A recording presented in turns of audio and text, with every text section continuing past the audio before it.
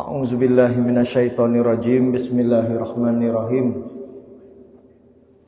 Assalamualaikum warahmatullahi wabarakatuh.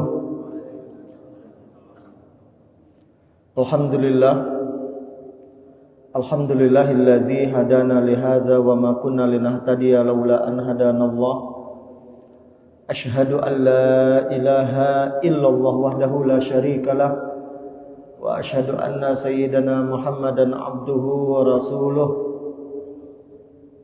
Rabbi syrah li sadri wa yassir li amri wahlul 'uqdatam min lisani yafqahu qawli.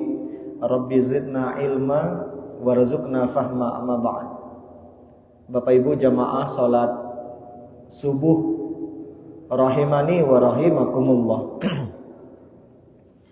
Alhamdulillah, mari kita bersyukur kepada Allah yang telah banyak memberikan kita nikmat. Kemudian salawat dan salam tak lupa pula kita sampaikan ke Rasulullah Nabi besar Muhammad sallallahu alaihi wasallam. Allahumma salli ala Sayyidina Muhammad wa ala ali Sayyidina Muhammad. Mengawali kajian pada subuh ini, kita mulai dengan lafaz al-basmalah. Bismillahirrahmanirrahim. Tema kita pagi ini kita akan bahas hak dan adab bertetangga. 2 pekan yang lalu kita sudah membahas kedudukan tetangga di dalam Islam, punya kedudukan yang sangat luar biasa. Seorang tetangga itu kita mesti berbuat baik, karena itu perintah Allah. Perintah Rasulullah juga dalam banyak hadis, wasiat malaikat Jibril kepada baginda Rasulullah sallallahu alaihi wasallam. Kemudian orang yang baik sama tetangga pasti orang beriman. Sebaliknya mereka yang jahat sama tetangga jangan dulu ngaku beriman. Berbuat baik sama tetangga pasti orang baik. Karena ada seorang sahabat bertanya sama Nabi, ya Rasul, apa patokan atau apa tanda-tanda kalau saya tuh baik? Mudah kata Nabi, tanya saja sama tetangga. Kalau tetangga bilang kamu baik, ya kamu baik gitu. Tapi kalau tetangga bilang kamu bukan orang baik, berarti kamu bukan orang baik. Berbuat baik sama tetangga itu juga tanda kesolehan yang sempurna. Karena kita ini tidak hanya diminta bagus hablum minallah, tapi juga mesti bagus hablum minan nas. Lalu yang ketujuh, kedudukan tetangga yang tidak boleh kita anggap remeh. Mereka itu surga kita atau neraka kita, tergantung bagaimana sikap sama tetangga. Baik sama tetangga masuk surga insya Allah. Tapi sebaliknya jahat sama tetangga, walaupun kita ahli ibadah, neraka tempatnya. Dan yang terakhir, kedudukan tetangga salah satu indikator kebahagiaan atau kesengsaraan seorang hamba. Pagi ini kita akan melanjutkan lagi kajian tentang tetangga. Kita mulai dari siapa itu tetangga. Ngomong tentang tetangga, mesti tahu dulu batasan tetangga. Ada beberapa pendapat yang disampaikan alim ulama kita terkait dengan siapa sebenarnya yang disebut dengan tetangga kita.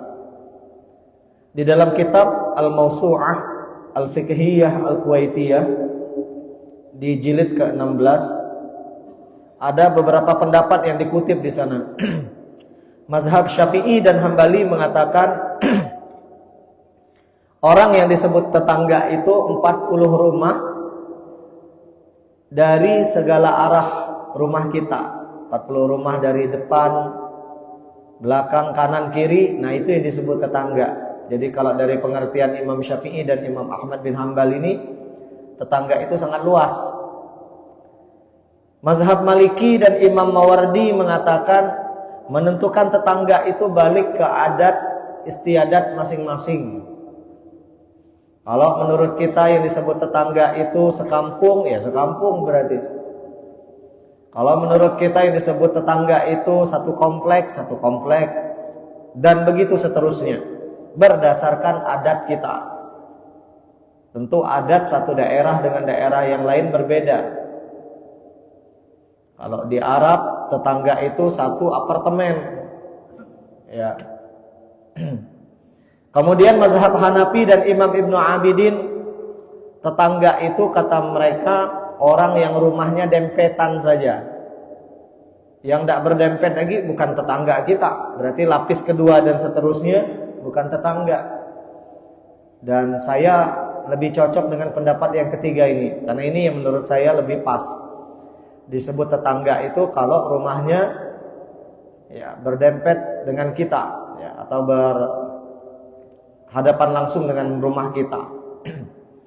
Terakhir Abu Yusuf dan Imam Muhammad, muridnya Imam Abu Hanifah, mereka mengatakan tetangga itu orang yang sholatnya dalam satu masjid.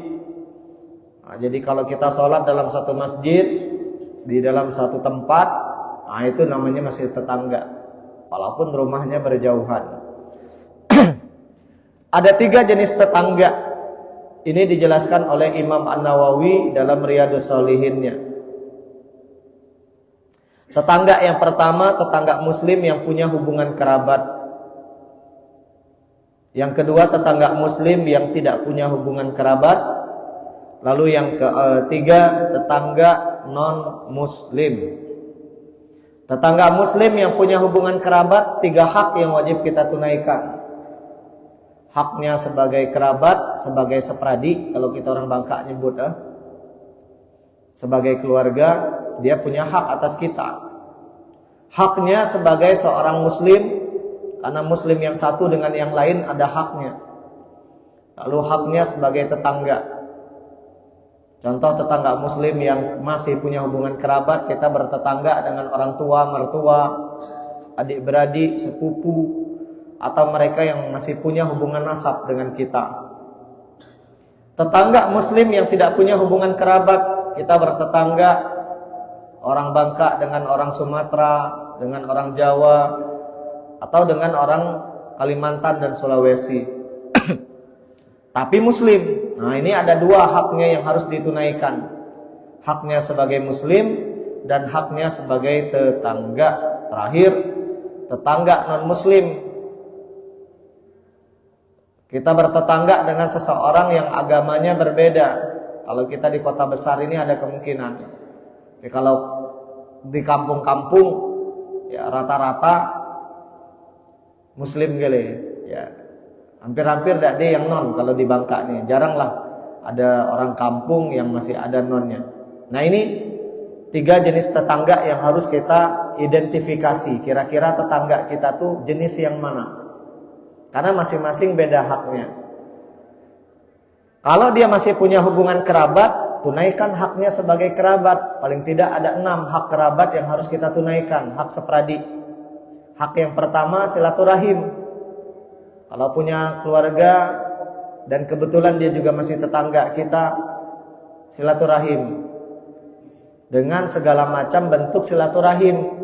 Bisa lisan, bisa perbuatan. Zaman sekarang bisa di dunia maya maupun dunia nyata. Kerabat yang kedua punya hak juga, hak nafkah hidup. Nafkah hidup ini dengan 2 syarat. Syarat yang pertama, kerabat kita miskin. Apalagi sampai melarat hidupnya. Mereka punya hak atas kita, dinafkahi. Syarat yang kedua, kita ada duit kayak ngenafkahi. Ya, walaupun mereka melarat dan kita melarat, ya tidak ada kewajiban menafkahinya. Hak yang ketiga dari kerabat yang harus kita tunaikan, kita mesti berakhlak mulia sama kerabat kita, sama saudara, adik-beradik, sepupu. Nah, akhlak mulia, ngomong-ngomong baik, sikap mesti baik, perbuatan mesti baik. Ya, tidak boleh suuzon, berlemah lembut, ya dan seterusnya. Yang keempat, saudara, sesama keluarga harus saling tolong menolong. Ini hak yang keempat. Yang kelima, jangan lupa mendoakan keluarga. Saya sering mengatakan berkali-kali, surga itu nggak akan indah tanpa kehadiran orang-orang yang kita sayangi, keluarga kita. Nggak indah surga itu kalau nggak ada mak bak kita. Nggak indah surga itu kalau nggak ada pasangan kita. Apalagi nggak ada anak cucu kita, darah daging kita, nggak indah. Makanya sering-sering berdoa, Rabbana hablana min azwajina wa dzurriyyatina qurrata a'yun waj'alna lil muttaqina imama, atau berdoa dengan bahasa kita, ya Allah, bisa juga dengan narasi apapun, masukkan kami sekeluarga besar ke dalam surgamu. Dan yang terakhir, hak kerabat yang wajib kita tunaikan, hak waris. Kalau kita meninggal, ada kemungkinan dia ahli waris kita. Kalau saya ngomong ada kemungkinan, tidak pasti setiap kerabat itu pasti ahli waris. Nah, itu artinya belum tentu. Ya, tergantung nanti apakah dia punya hubungan langsung dengan si mayit atau masuk dalam 23 ahli waris yang ditetapkan oleh Allah dan Rasulnya. Kalau dia muslim, apa hak muslim? Ada 6. Nah, ini sering kita dengar, hakul muslim alal muslim sittun. Riwayat Imam Muslim dari Abu Hurairah, hak muslim yang satu atas yang lain ada 6. Kalau kita sudah tunaikan hak ini, kita sudah menjadi muslim yang baik. Idza laqitahu fasallim alaihi, kalau bertemu jangan lupa mengucapkan salam. Dan kalau bisa Pak, Bu, jangan sekedar mengucapkan salam. Saat salam sama orang, wajah harus senyum. Salam wajah menceleng, ngeri juga kita salam. Senyum wajahnya ya. Jangan tidak senyum. Wa idza da'aka fa'ajibhu, kalau diundang datang. Diundang untuk acara apapun, kecuali kita ada uzur atau ada urusan yang lebih penting, ahlan, sampaikan dengan cara yang baik. Yang ketiga, wa idza stansahaka fansahlahu, sesama muslim harus saling menasehati, apalagi kalau dia minta nasihat. Orang Bapak Ibu kalau lagi ada masalah, otaknya buntu, nggak ada urusan dia ustadz, nggak ada urusan dia S1, S2, S3. Kalau punya masalah, otaknya itu nggak bisa berpikir jernih. Disitulah dia butuh nasihat. Dan kita sebagai saudara harus watawasau bil haq, watawasau bis sabr. Tawasau itu artinya saling, Pak. Kalau satu arah bukan tawasau, ya, tapi disebut tawasau, saling memberi nasihat. Kadang orang tua yang butuh nasihat, kadang anak, kadang guru yang butuh nasihat, kadang murid, ya, begitu seterusnya. Yang keempat, wa idza atasa fahamidallah fashammithu. Kalau saudara kita sesama muslim bersin dan dia memuji Allah, maka doakan dia. Wa idza marida fa'udhu. Kalau saudara kita sakit dan kita tahu dia sakit, jenguk. Karena kita bisa tahu siapa yang peduli atau tidak dengan kita. Tidak saat kita sedang banyak duit, Pak. Kalau kita sedang banyak duit, banyak yang datang ke kita, itu ada gajah di balik batu. Bukan udang lagi, lah besar. Tapi kalau seandainya kita ingin melihat siapa sebenarnya orang yang benar-benar peduli sama kita, lihat saat kita pada titik terendah hidup kita, di antaranya saat sedang sakit, sedang ada masalah, ada orang-orang yang mendoakan kita cepat sehat. Kalau kita sedang dapat musibah, didoakannya atau dikasih kita nasihat, sabar ya, atau ditolongnya kita, Pak. Itulah orang-orang yang benar-benar peduli sama kita. Terakhir, wa idza mata fattabi'hu. Kalau seseorang meninggal dunia, antar jenazahnya, Pak, ke perkuburan. Nah, kita masuk tema inti kita sekarang. Apa hak dan adab bertetangga? Ada 12. Pertama, adab bertetangga yang harus kita tunaikan, sekaligus ini hak tetangga kita, mengucapkan salam kalau bertemu. Jadi jangan sampai bertemu tetangga tidak mengucapkan salam. Dan jangan berharap tetangga dulu yang mengucapkan, kita yang mesti mengucapkan terlebih dahulu. Kenapa? Karena Rasulullah pernah bersabda, riwayat Imam Abu Daud, "Inna aulan nas billah man bada'ahum bisalam." Orang yang paling mulia kedudukannya di hadapan Allah bukan yang menjawab salam, tapi yang pertama mengucapkan salam. Itu yang paling mulia, kecuali tetangganya non-muslim. Kalau tetangganya non-muslim, tidak boleh kita mengucapkan salam. Ada larangan dari Rasulullah, hadisnya sahih. La tabda'ul yahud walan nasara bisalam. Jangan kalian yang pertama mengucapkan salam kepada orang Yahudi dan Nasrani dan semua jenis agama apapun. Jadi nggak boleh itu, ya. Terus Ustaz, kalau mereka yang ngucapin salam, nah cukup kita menjawab wa'alaikum, ya.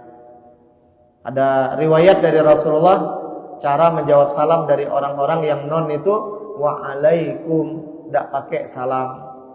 Wa'alaikum, ya. Karena salam adalah doa dan doanya luar biasa, Pak.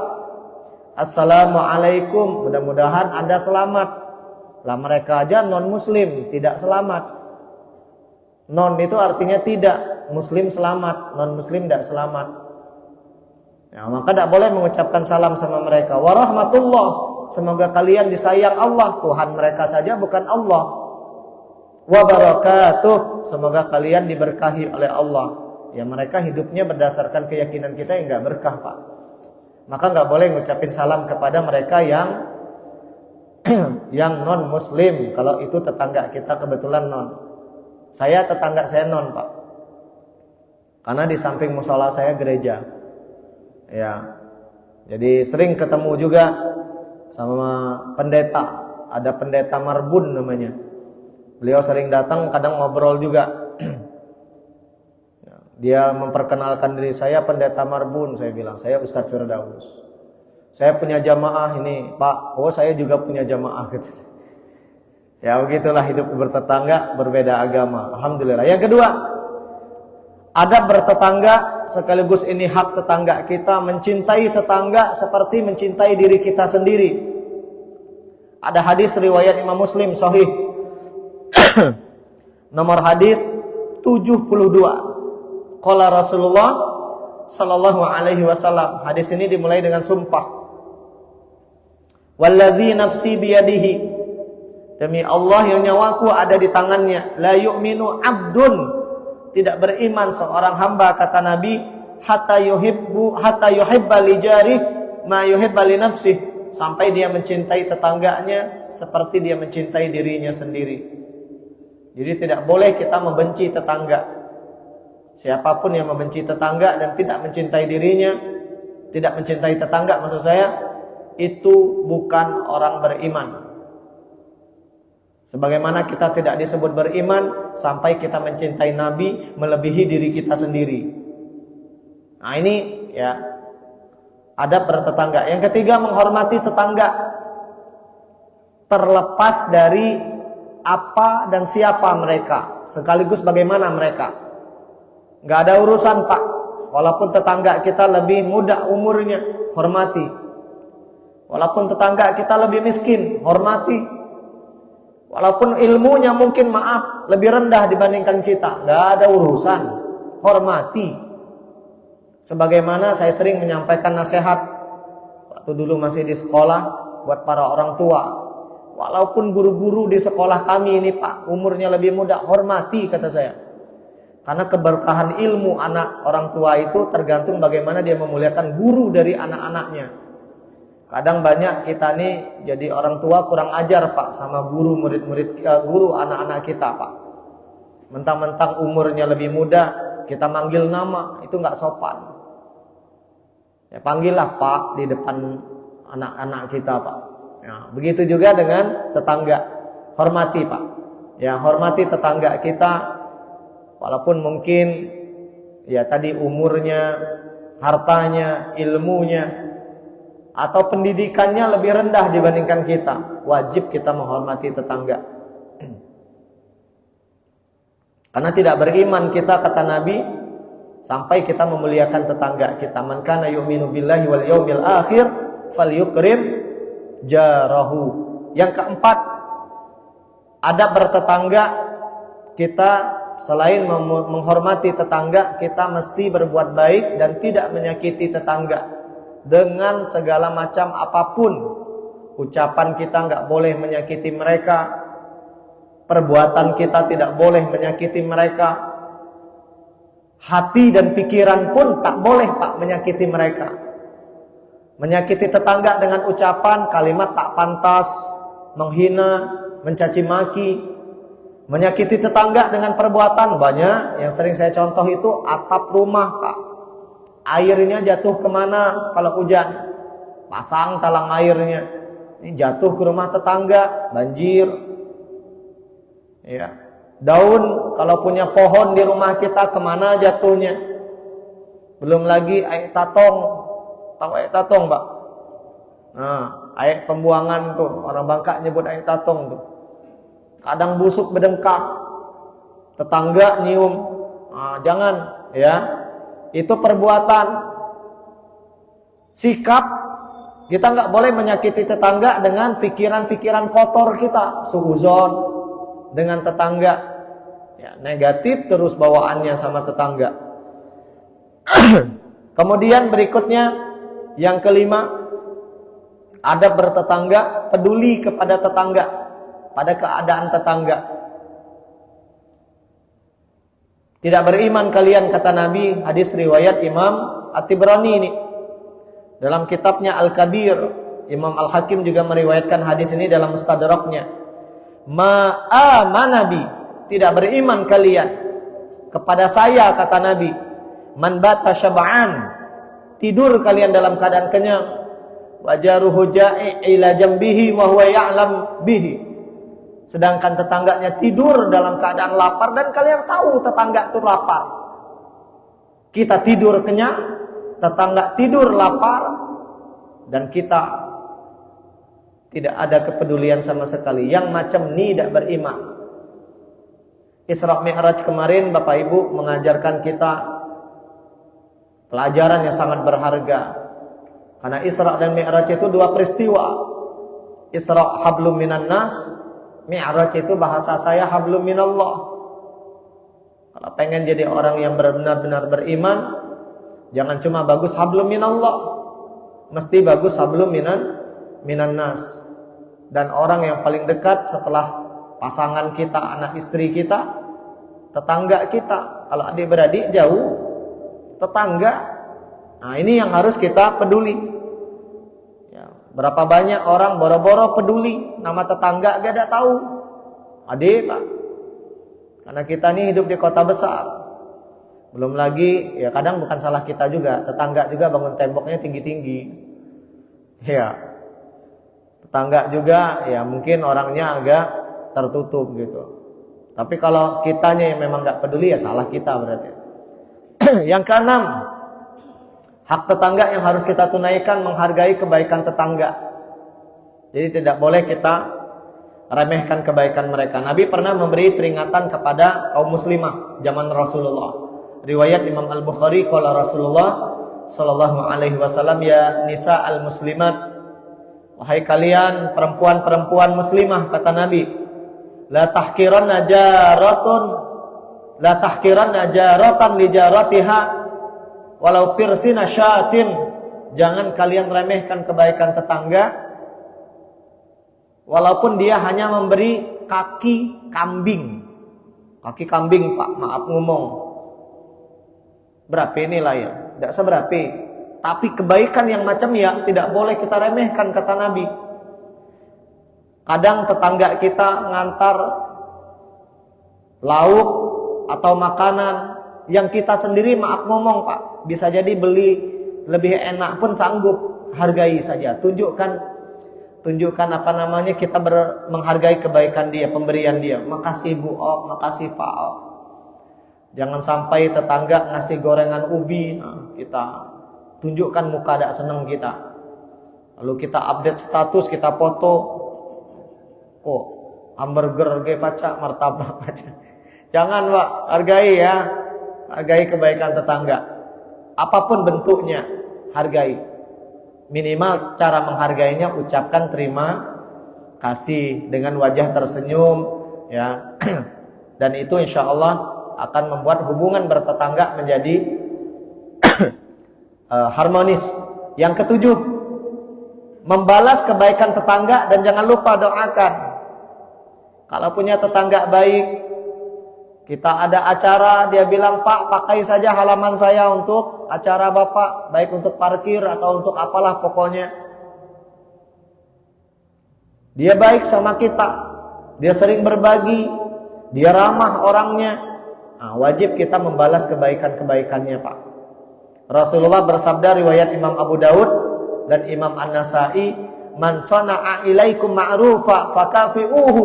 Kalau ada orang baik sama kalian, kata Nabi, balas kebaikannya. Baik dalam segala hal, Pak. Dia baik dalam ucapan, dalam sikap, balas. Baik dalam hal materi, balas.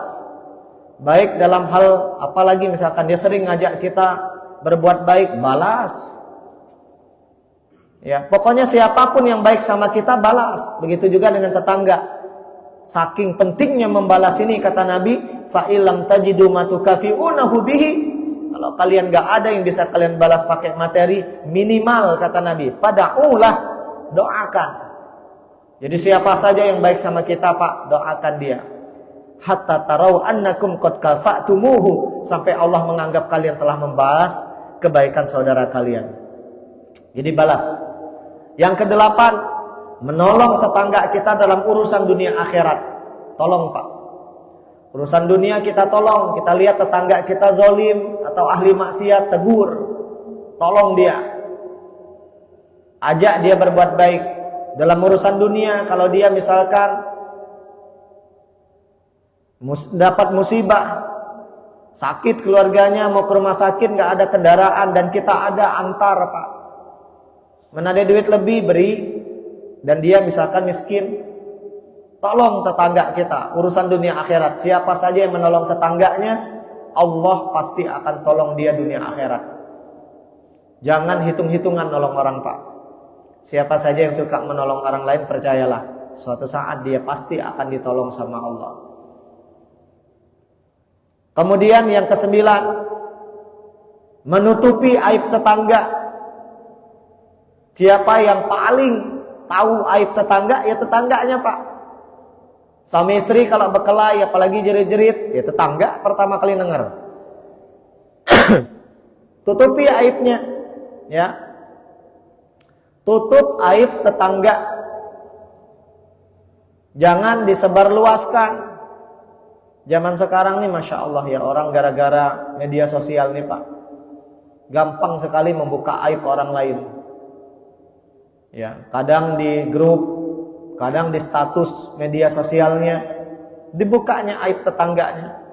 Tetangga kami berkelahi kayak jerit-jerit. Padahal bisa jadi mereka memang gaya ngomongnya tinggi. Ya, kita, Pak. Dan jangan mencari aib tetangga, mencari-cari kesalahan tetangga, tidak usah, Pak. Saya sering mengatakan begini, kita nih tidak dicari, gak ada salah. Apalagi sengaja dicari. Bapak, Ibu kalau mau nyari kesalahan saya banyak, Pak. Ya, tidak dicari gadi. Tapi bukan itu tugas kita. Tugas kita menutupi aib saudara kita. Ingat, Rasulullah pernah menyampaikan kepada kita dalam hadis riwayat Imam Albani dalam kitabnya Sahihul Jami' dari Abdullah bin Umar. Siapa saja yang membuka aib saudaranya, suatu saat Allah akan buka aibnya. Tapi siapa saja yang menutup aib saudaranya, Allah tutup rapat aib-aibnya, Pak. Kita memohon ampun kepada Allah kalau kita pernah membuka aib orang lain, mudah-mudahan Allah ampunkan. Amin. Kemudian yang ke-10, berlindung kepada Allah dari tetangga yang jahat. Nabi itu sering berdoa. Di antara doa Nabi, Allahumma inni a'udzubika min jaris su'. Ya Allah, aku berlindung, kata Nabi, dari tetangga yang jahat. Karena kalau punya tetangga yang jahat itu kan gak enak, Pak. Sengsara hidup kita. Tiap hari bertemu. Dan gak tenang hidup kita. Yang ke-11, bersabar. Tidak hanya berlindung kepada Allah, tapi bersabar. Karena kita ini gak jamin, Pak, dapat tetangga baik. Kadang tetangga kita nih, Masya Allah, banyak cerudi. Kadang tetangga kita nih zalim. Kadang tetangga kita ini nekatinya lah. Nah, disitulah kita mesti bersabar. Rasulullah menyebutkan ada 3 golongan yang akan Allah cintai. Satu diantaranya, ar-rajulu yakunu lahul jari yu'dhihi jiwaruhu. Tetangga yang punya tetangga yang sering menyakitinya, fayasbir ala adzahu. Lalu dia bersabar dengan kezaliman dan kejahatan tetangganya, hatta yufarriqu bainahuma maut, sampai mereka dipisahkan kematian, au dha'nun, atau yang memisahkan mereka itu kepindahan. Sabar kalau punya tetangga yang jahat, Pak. Ya, kadang tetangga buang sampah sembarangan. Kadang tetangga parkirnya sembarangan, nutupin pintu kita keluar, macam-macam, Pak. Ya, sabar. Terakhir, hak dan adab bertetangga, jangan lupa saling memberi hadiah kepada tetangga, khususnya di momen-momen spesial. Lebaran, sering-sering berbagi rendang, ketupat. Nah, itu Pak, ya. Atau buah antar, parsel lebaran antar, Pak. Saat lebaran, kasih sama tetangga. Yang lomsuah Ramadan kali ini, ayo beli minimal 4 parsel, tidak sepira, Pak, beli yang murah-murah baik. Atau belilah jeruk harga 50.000, 200.000, dibagi ke 4 rumah tetangga kita. Itu saja, Pak, Masya Allah, bisa membuat tetangga kita mencintai kita. Tahabu, kata Nabi, saling memberi hadiahlah kalian, maka kalian akan saling mencintai. Kalau tetangga kita misalkan non muslim datang, ya, di momen-momen spesial mereka, apalagi kalau mereka ngundang, datang, Pak. Mereka ngajak makan, datang, ya. Kalau mereka merik duit, ambil, jangan tidak diambil. Sebagai penutup, saya ingin menyampaikan hak bertetangga menurut Imam Al-Ghazali. Jadi Imam Al-Ghazali pernah menyebutkan adab bertetangga di dalam kitab Majmu' Ar-Rasail, ya. Majmu' Ar-Rasail. Di sana beliau menyebutkan ada 12 adab bertetangga menurut Imam Al-Ghazali. Adab bertetangga yang pertama, kata Imam Al-Ghazali, adabul jar ibtida'uhu bis salam, yang tadi, Pak. Memulai mengucapkan salam. Jadi jangan berharap tetangga kita yang mengucapkan terlebih dahulu kita. Yang kedua, adab bertetangga, kata Imam Al-Ghazali, wala yutilu ma'ahul kalam, jangan terlalu lama ngobrol sama tetangga, khususnya ibu-ibu. Ibu-ibu ini kalau ngobrol lama kayak tetangga, ujung-ujungnya ngisah orang. Ya, tidak usah, ya, ngomong seperlunya. Kalau namu ke rumah tetangga, seperlunya saja, Pak, ngomong, Pak. Ini tetangga anaknya lah jerit-jerit, agak lah sibuk berkisah kita. Jangan, ya. Kemudian yang ketiga, kata Imam Al-Ghazali, ada bertetangga yang harus kita tunaikan, wala yakthur alaihi su'al, jangan banyak tanya sama tetangga, kepo.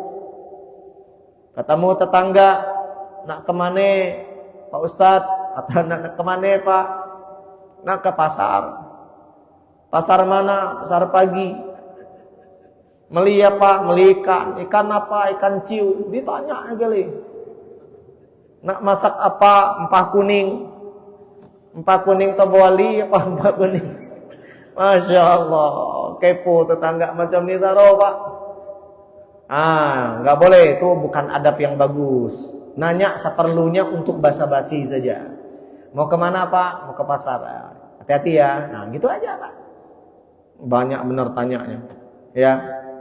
Saya pernah punya tetangga. Nah, kemana Ustaz? Nah, ngajar. Ngajar kemana Ustaz? Ke masjid. Masjid mana ya Ustaz? Masya Allah, kata saya, tetangga sih kok nih. Nah, pulang aku beri kue, alhamdulillah. Nanya banyak nanya tadi. Yang keempat, wa yu'awiduhu fi maradihi. Kalau tetangga sakit, jenguk, Pak. Jangan tidak jenguk. Ya. Kadang kan kita tahu tetangga kita sakit, datang nih. Ya, tanya sama suaminya atau istrinya. Ya, Kalau sakit datang jenguk, ya bawa makanan, doakan. Mudah-mudahan cepat sembuh ya Pak. Nah itu insya Allah kalau kita bertetangganya seperti ini, kata Imam Al-Ghazali, berkah. Banyak hadir kebaikan. Kemudian yang kelima, wa yu'ayyizahu fi musibati, ikut berduka dengan musibahnya. Jadi kalau dia meninggal dunia atau mungkin tadi dapat musibah, kita ikut berbelasungkawa Pak. Pun wa yuhanniyahu fi farhihi, ikut berbahagia dengan kebahagiaannya. Nah ini yang ke-6. Tetangga kita bahagia, mungkin menikah anaknya, ikut berbahagia kita. Jangan jadi tetangga SMS, susah melihat orang senang, senang melihat orang susah. Jangan Pak. Ya. Gilir tetangga dapat musibah, makan-makan dia. Tetangga renovasi rumah, beli mobil baru, gelugut. Jangan ya. Kemudian berikutnya yang ke-7, wa yatalattafu liwaladihi wa 'abdihi fil kalam. Kita mesti berlemah lembut ngomong dengan anak dan pembantu tetangga. Kadang tetangga kita baik Pak, tapi belum tentu dengan anaknya. Nah, maka kita mesti berlemah lembut ngomong sama anak-anak tetangga. Anak tetangga kan kadang main ke rumah kita, macam-macam lah tingkahnya Pak. Ya berlemah lembut kita, jangan kasar. Kemudian yang ke-8, wa yasfahu an zullati, memaafkan tetangga kalau dia minta maaf. Jangan dendam sama tetangga, apalagi yang bersangkutan minta maaf. Saya berkali-kali mengatakan tidak ada tempat di surga bagi mereka yang menyimpan dendam. Ayo saling memaafkan. Dan pasti bukan orang bertakwa yang tidak memaafkan saudaranya. Istri yang mendendam sama suami bukan istri yang beriman. Begitu juga dengan suami yang pendendam, bukan orang beriman. Saya bahkan sering mengatakan begini Pak, seorang istri kalau tidak mampu memaafkan suami, daripada hidup dalam keadaan dendam bertahun-tahun, udah gentleman saja, gugat cerai suami. Jangan sampai dendam sama suami, duitnya dipinta. Banyak tuh istri yang macam ya Pak. Saya pas ngomong macam ini merunduk semua tuh ibu-ibu biasanya. Ya. Kita juga sama Pak. Kalau kita tidak sanggup memaafkan istri daripada hidup dalam keadaan dendam, ayo gentleman sajalah. Ya, jangan jadi pendendam. Gak boleh, ya. Kemudian yang berikutnya ke-9, wa mu'atabatuhu birifqin inda hafwatihi, menegur tetangga kita dengan halus kalau mereka salah. Jangan kasar. Niat baik, kalau caranya tidak baik, hasilnya pasti tidak akan baik. Maka menegur tetangga dengan cara yang baik. Kemudian ke-10, wa yaghuddu an hurmati, menundukkan pandangan ketika melihat pasangan tetangga. Kadang Pak, rumput tetangga lebih hijau soalnya. Makanya tundukkan pandangan mata kita Pak. Ya. Jangan menikmati, ya boleh itu ya. Yang ke-11, wa yu'ayyinahu 'inda sarkhatihi, memberikan pertolongan kalau dia minta tolong. Dan yang terakhir, wala yudimun nazar ila khadimati, jangan berlebihan melihat pembantunya. Nah ini Imam Al-Ghazali Pak. Karena mungkin pada masa Imam Al-Ghazali ini hidup, orang Arab dulu punya banyak pembantu. Dan mungkin pembantunya kayak inem, cikar-cikar. Akhirnya banyak yang melototi pembantunya, tetangga. Nah jazakumullah, karena sudah waktu syuruk. Demikian yang bisa saya sampaikan. Semoga Bapak Ibu kita semua sehat walafiat, rezekinya berkah, hutangnya lunas. Dan mudah-mudahan kita dimudahkan menjadi tetangga yang baik terhadap tetangga kita. Kita tutup dengan doa kafaratul majelis. Subhanakallahumma wa bihamdika asyhadu an la ilaha illa anta astaghfiruka wa atubu ilaik. Kebenaran datangnya dari Allah. Ambil yang benar saja dari yang saya sampaikan, yang tak benar jangan pernah diambil. Billahi taufiq wal hidayah. waridha wal inayah. Wassalamualaikum warahmatullahi wabarakatuh.